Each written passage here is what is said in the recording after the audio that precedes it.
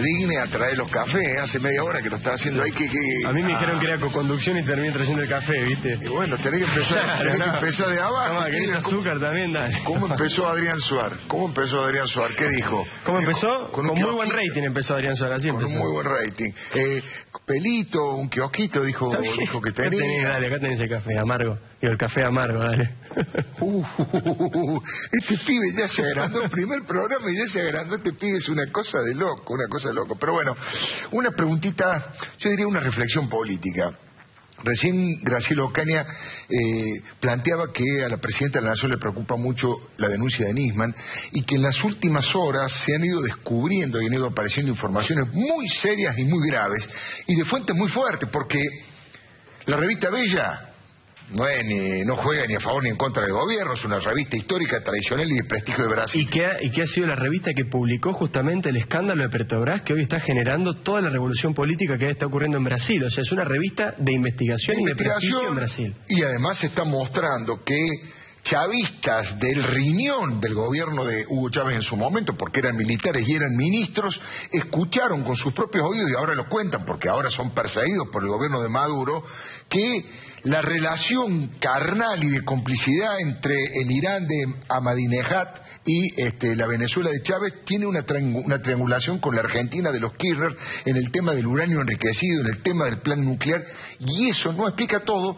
pero explica mucho de lo que ha pasado en este viraje ideológico que ha hecho el gobierno. El primero que habló sobre este tema fue Rodolfo Terráneo. Fue en febrero de este año. Rodolfo Terráneo publica una nota, una columna en el diario Clarín, donde dice las verdaderas razones, los verdaderos motivos del pacto con Irán. Arranca Rodolfo Terráneo, insisto, en febrero, casi en soledad, y hace poco, a raíz de la publicación de la revista brasileña, de la revista Bella, también aparece en La Nación una columna muy interesante de Dante Caputo, ex canciller, y hoy a la tarde fue la propia Elisa Carrió la que se presentó a la justicia diciendo que también tiene pruebas para investigar justamente este tema de la cuestión nuclear, que obviamente potencia absolutamente la denuncia del fiscal Nisman, porque siempre la energía nuclear es mucho más peligrosa, ¿no? Bueno, en ese plano el gobierno ha tenido una derrota tras otra, no alcanzó la fragilidad de memoria porque no supo, no quiso el doctor Daniel Rafecas en darle curso, en pedir por lo menos 5 o 6 medidas de prueba, llevar adelante, averiguar de qué se trata, porque con poco que se hubiera movido el doctor Rafecas tal vez se podía haber avanzado un poco. Ahora vamos a ver, vos sos el que tenemos la información. Muy importante, es muy importante lo que ha ocurrido hoy. ¿Con Moldes? Exactamente, el fiscal Moldes, que es el fiscal de Cámara, es decir, es superior a Gerardo Policita, que es quien hace la apelación original, acaba de ser ratificado como fiscal justamente ante la Cámara. El gobierno había intentado recusarlo con el argumento de que había ido a la marcha el 18 de febrero. Dijo la Cámara que eso no tenía nada que ver, que él estaba en su derecho de poder asistir a la marcha. Por lo tanto, esto es importante, si no cambia la fecha, cosa que en Comodoro Pi, ustedes saben que pasa todo el tiempo, las fechas nunca son ciertas en Comodoro Pi, pero todo indica que el día 19, pasado mañana, muy cerquita en el tiempo, va a haber una audiencia muy importante convocada por la Cámara Federal, por los jueces Freiler, Fara y Ballestero, que hasta hace muy poquito eran unos incondicionales a favor del gobierno, ahora no se sabe bien, han tomado algunas medidas que han perjudicado al oficialismo.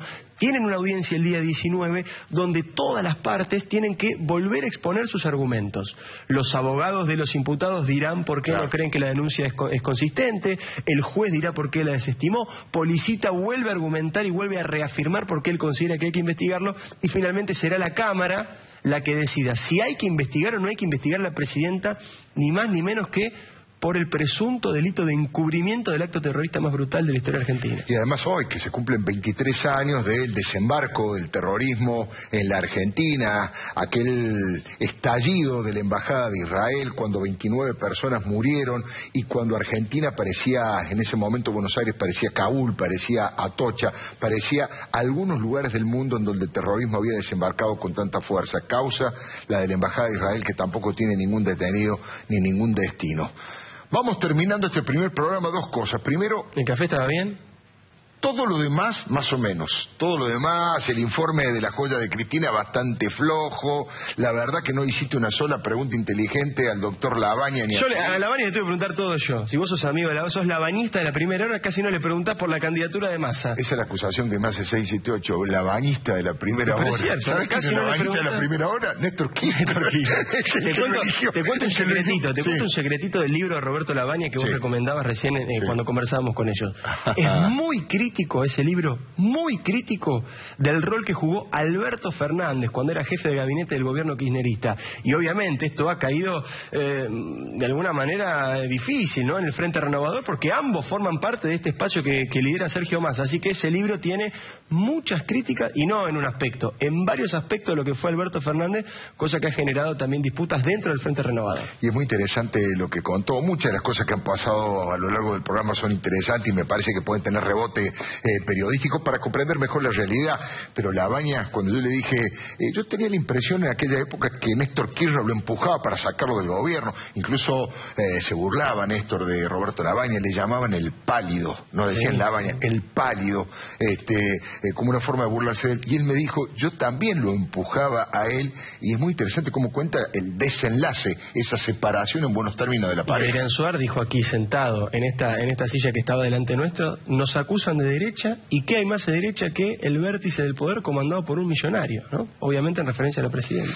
Bueno, insisto, Diego Leuco se ha certificado, el café lo hace bastante bien, el periodismo más o menos está aprendiendo, está haciendo sus primeros palotes, pero me da la gran satisfacción de decirle todas las tardes en la radio y todos los martes aquí en TN, cuídate, changuito. Chau, pa.